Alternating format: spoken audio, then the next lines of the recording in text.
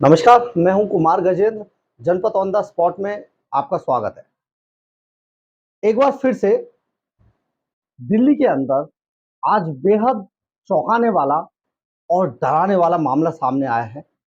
दिल्ली सरकार के एक जिम्मेदार पद पर बैठे एक अधिकारी ने एक मासूम बच्ची के साथ रेप जैसी वारदात को अंजाम दिया कि इससे घिनौना कुछ हो ही नहीं सकता।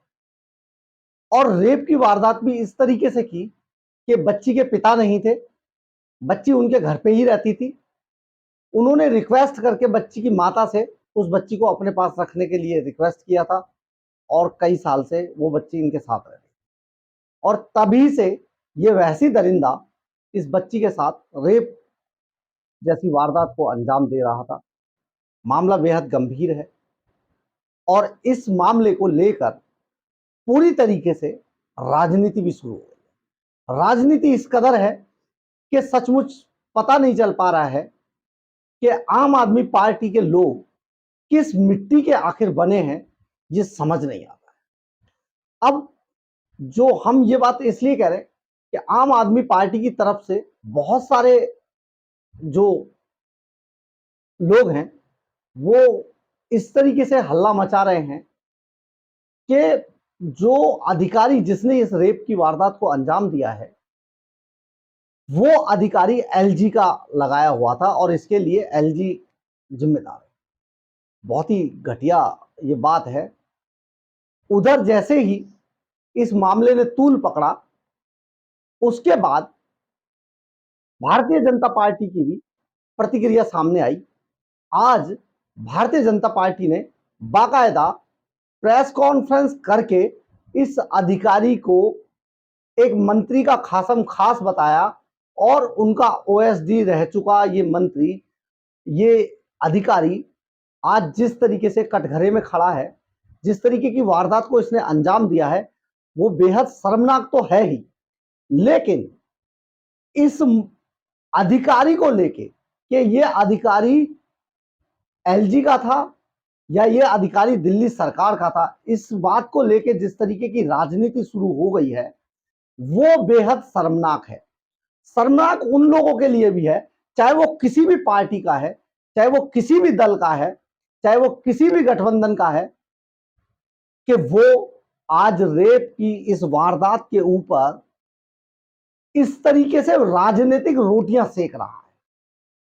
आइए हम सुनते हैं भारतीय जनता पार्टी की सुषमा स्वराज की बेटी बांसुरी स्वराज ने आज जिस तरीके से प्रेस कॉन्फ्रेंस करके इस पूरे मामले को गठबंधन एक तरीके से आम आदमी पार्टी पर फोड़ने की कोशिश की और किस तरीके से उन्होंने इस आरोपी को आम आदमी पार्टी का चहेता अधिकारी तक बता दिया। सुनिए जरा क्या कह रही हैं बांसुरी स्वराज। दो तीन बातें हैं जो अचंभे में डालती है। मेरे पास ये एक कागज है मार्च 2022 में, जिसमें ये लिखा है और मैं आपको दिखाती हूं, ये एक गवर्नमेंट ऑर्डर है, दिल्ली गवर्नमेंट का ऑर्डर, जिसमें अभियुक्त के बारे में लिखा है, अंग्रेजी में है, मैं कोट करके पढ़ाती हूं, एक बार देख लीजिए, फिर मैं पढ़ के भी सुनाती हूं। In view of the above position, Honorable Minister has desired that Shri Premoday Khakha, Assistant Director Women and Child Development, may be deputed as OSD Women Child Development to Honorable Minister. Shri Premoday Khakha may continue to look after assigned work in Women and Child Development Department at the time of his suitable replacement is arranged by Women and Child Development Department. इसका मतलब है, इसमें शब्द use करा गया है desired, यानी ये अभियुक्त हैंड पिक्ड व्यक्ति है, हैंड पिक्ड व्यक्ति है, आम आदमी पार्टी का सरकार का चहीता है, जिसको मिनिस्टर साहब ने अपना ओएसडी बना के रखा। और तीसरी बात, इस मंत्रालय की मिनिस्टर तो माननीय आतिशी जी है ना, एक महिला होने के नाते, एक मंत्री होने के नाते वो चुप्पी क्यों साधी हुई है? और चौथी बात, स्वाति मालीवाल जी जिनके ऊपर ये दारोमदार है कि वो उस बच्ची को न्याय दिलाएं, वो धरना डालकर, राजनीतिक प्रपंच कर तफ्तीश में अवरोध क्यों पैदा कर रही हैं? ये राजनीति का मुद्दा नहीं है। जैसे मैंने कहा, बच्चियां सबकी साझी होती हैं। ये एक ऐसी घटना है जो पूरे समाज को शर्मसार करती है और भारतीय जनता पार्टी इस बच्ची के परिवार के साथ, इसकी इस वेदना में उसके साथ खड़ी है। आपने सुना होगा कि किस तरीके से भारतीय जनता पार्टी की तरफ से आम आदमी पार्टी को कटघरे में खड़ा करने की कोशिश की गई। ये इसलिए हुआ क्योंकि आम आदमी पार्टी जैसे ही ये मामला सामने आया, इस अधिकारी को एलजी का आदमी बताने लगी। ये क्रिया की प्रतिक्रिया थी, यानी कि अगर क्रिया नहीं होती तो ये प्रतिक्रिया भी नहीं होती। तो ये तो था ये सारा मामला। सबसे हैरान कर देने वाली बात है कि पुलिस इस मामले में फिर से एक बार फिर सवालों के घेरे में खड़ी है। पुलिस ने आखिर जैसे ही बच्ची के मामले में यह वारदात सामने आई, पुलिस ने तुरंत एफआईआर दर्ज करके आरोपी को गिरफ्तार आखिर क्यों नहीं किया? सवाल बहुत सारे हैं कि जब पुलिस को 12 तारीख को ही यह मामला पता चल गया था, तो पुलिस ने कई दिनों तक आरोपी इस अधिकारी को खुला क्यों छोड़ा? उसी दिन इसको गिरफ्तार क्यों नहीं किया? पुलिस को आखिर इस बात का जवाब देना पड़ेगा। क्या पॉक्सो जैसे मामलों में, बच्ची से रेप के मामलों में भी पुलिस इस तरीके से दो तरफा कार्रवाई करती है? अगर इसमें कोई ऐसा वैसा आदमी होता तो क्या पुलिस उसको छोड़ती? कभी नहीं छोड़ती। लेकिन क्या बच्ची के साथ रेप जैसी ऐसी जघन्य वारदातों में क्या रेपिस्ट का स्टेटस काम आता है? यह भी एक बड़ा सवाल है। पुलिस ने, अगर बच्ची ने यह खुलासा किया था और पुलिस ने 12 तारीख को एफआईआर दर्ज कर ली थी, तो आखिर पुलिस किसका इंतजार कर रही थी? किसके जवाब का इंतजार कर रही थी कि इसको तब गिरफ्तार कर? आज दिल्ली महिला आयोग की अध्यक्ष स्वाति मालीवाल ने इस पर जब बवाल काटा, वो बाकायदा हॉस्पिटल के बाहर बैठ गई। ये भी सवालों के घेरे में है कि क्या जब बच्ची का मेडिकल ट्रीटमेंट चल रहा हो या बच्ची के 164 के बयान दर्ज हो रहे हो, तो क्या हमारा कानून किसी भी आयोग की अध्यक्ष को या किसी भी अधिकारी को पुलिस के अलावा, काउंसलर के अलावा, जो पुलिस ने निर्धारित किए होते हैं, उनके अलावा किसी को बच्ची से मिलने की इजाजत होनी चाहिए है हमारे कानून में या नहीं? इसका जवाब भी दिया जाना चाहिए। लेकिन जिस तरीके से आम आदमी पार्टी ने आज पूरी तरीके से इस सारे मामले पर, स्वाति मालीवाल हमेशा से बहुत अच्छा काम करती हैं, लेकिन पिछले कुछ दिनों से कई चीजें ऐसी हैं जिन पर उनके इस काम पर भी सवाल उठने लगे हैं। अगर पुलिस ने ये काम अपने तुरंत कार्रवाई नहीं की थी, सचमुच इस पे स्वाति मालीवाल ने जो किया वो सराहनीय कदम था। लेकिन अस्पताल के बाहर बैठ जाना कि मुझे बच्ची से मिलवाया जाए, ये इस पर सवाल खड़ा होता है। खैर, जो भी था, दिल्ली एवं महिला बाल विकास मंत्रालय में ये अधिकारी तैनात था। इसका नाम प्रमोदय खाका है। प्रेमोदय खाका इसका नाम है। इसकी पत्नी का नाम है सीमा खाका। इसकी पत्नी को भी पुलिस ने गिरफ्तार किया है। आइए हम एक बार जो नॉर्थ दिल्ली एरिया के जो डीसीपी हैं, सागर सिंह कलसी, उनकी जो प्रेस कॉन्फ्रेंस है उसको भी एक बार सुन लेते हैं। नॉर्थ डिस्ट्रिक्ट के हमारे बुराड़ी थाने में ये मामला है। ये हमारे पास 12 तारीख के आसपास आया था, जब ये नाबालिग लड़की जो कि 17 साल के उम्र की है, ये इसके फादर की डेथ हुई थी लड़की के 2020 में अक्टूबर में। फिर घर में क्योंकि सिचुएशन थोड़ी ग्लूमी थी तो इन्होंने अपने जो लोकल इनके फैमिली फ्रेंड ही हैं एक जो हमारे इस केस में अभी अक्यूज्ड हैं, उनके घर में लड़की को भेज दिया। ये 9th क्लास में उस समय पढ़ती थी। ये जो लड़की है ये शी सबमिट्स ऑफ नाउ कि उस साल 2020 में नवंबर दिसंबर और फिर 21 में जनवरी में इसके साथ गलत काम जो है इसके वही लोकल गार्डियन जो थे उन्होंने किया है। उसके बाद में इसने अपनी आंटी को जो उनकी वाइफ को बताया तो उन्होंने इसको धमकाया भी और इसका जो है अबॉर्शन पिल्स के साथ इसका अबॉर्शन कराया। ये जो लड़की है ये काफ़ी स्ट्रेस और टेंशन में रही है। बाद में इसने अपनी मदर को बताया कि मैं यहाँ नहीं रहूँगी। ये अपनी मदर के पास चली गई। घर में क्योंकि फादर की डेथ के चलते भी ग्लूमी कंडीशन थी तो ये इसका बिहेवियर स्ट्रेस में, टेंशन में, शॉक में, पैनिक अटैक्स ये सब भी धीरे धीरे आते रहे। अगस्त में पहले हफ्ते में ही इन्होंने एक हॉस्पिटल में एक साइकेट्रिस्ट को लड़की को लेकर गए दिखाने। तो वहाँ during the treatment, during the mediation, during the therapy ये जो है बात सामने आई। तो ये जो हॉस्पिटल से हमें इतला मिली है और हमने इस पर लीगल एक्शन लिया है।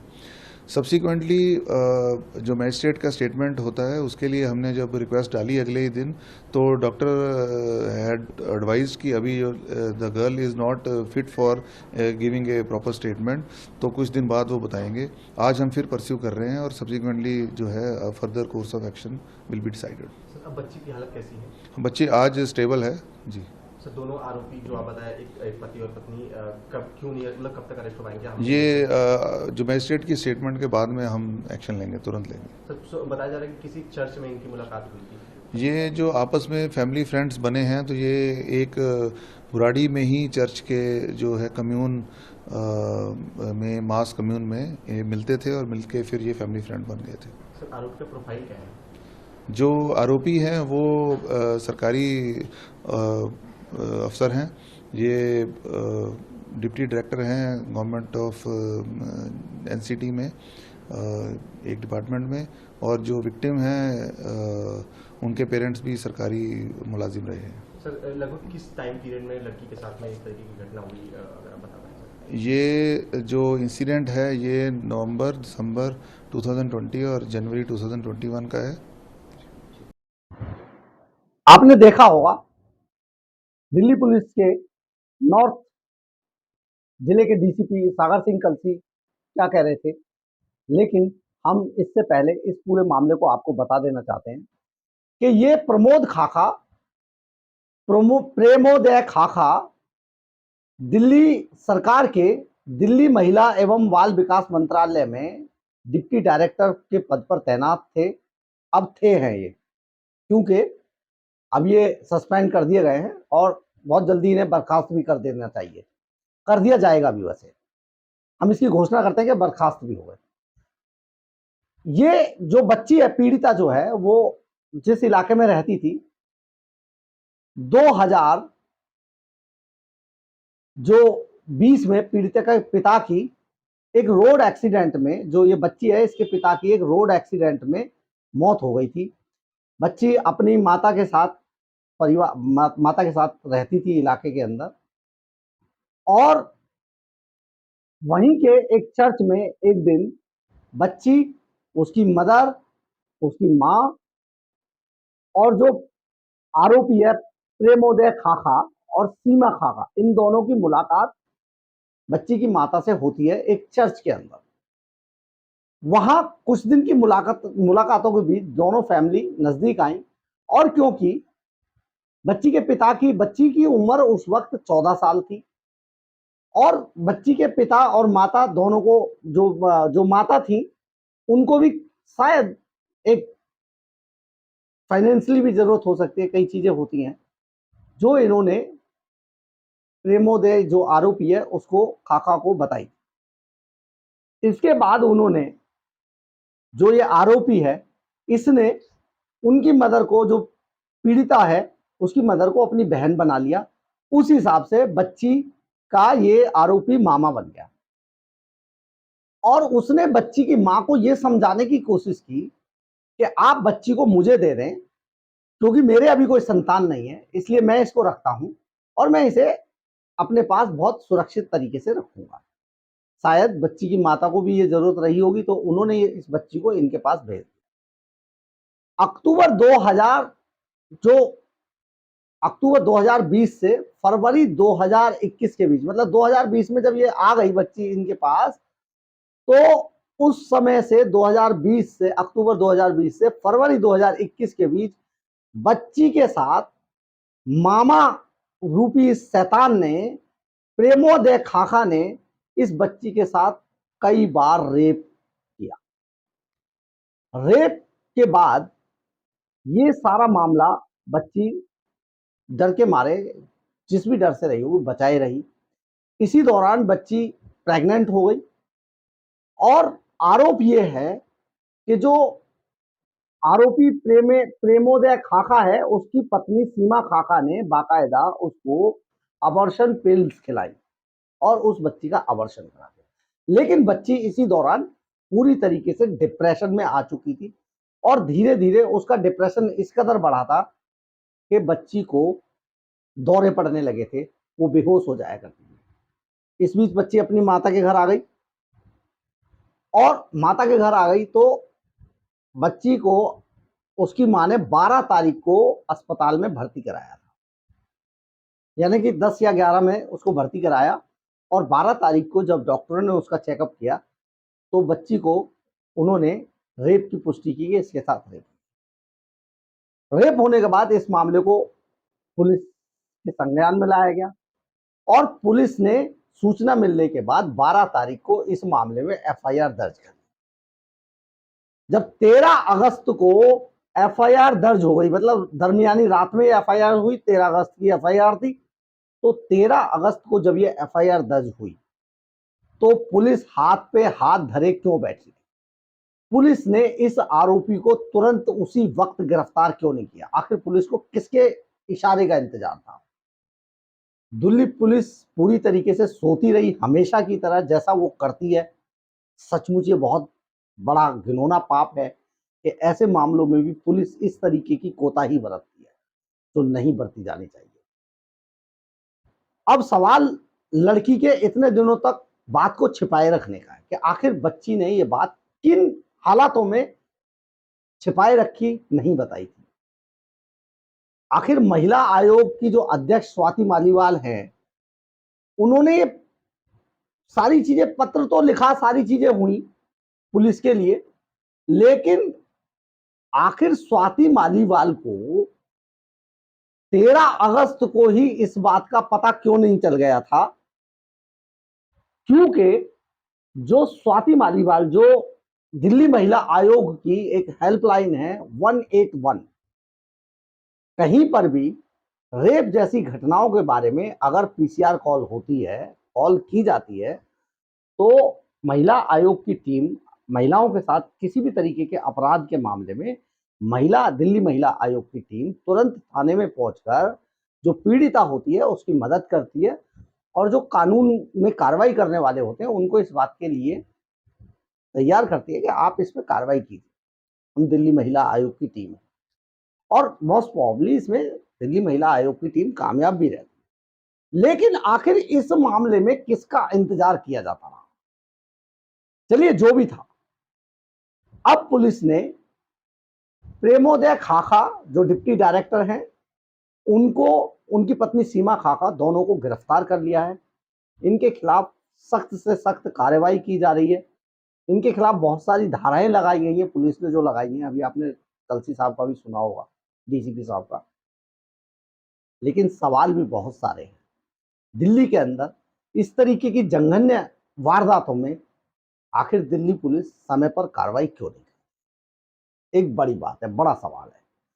लेकिन हमें लगता है कि नेताओं को भी ऐसे मामलों में राजनीति करने से बाज आना चाहिए, क्योंकि यहां सवाल एक मासूम बच्ची का है जिसके साथ बलात्कार जैसी, रेप जैसी वारदात हुई,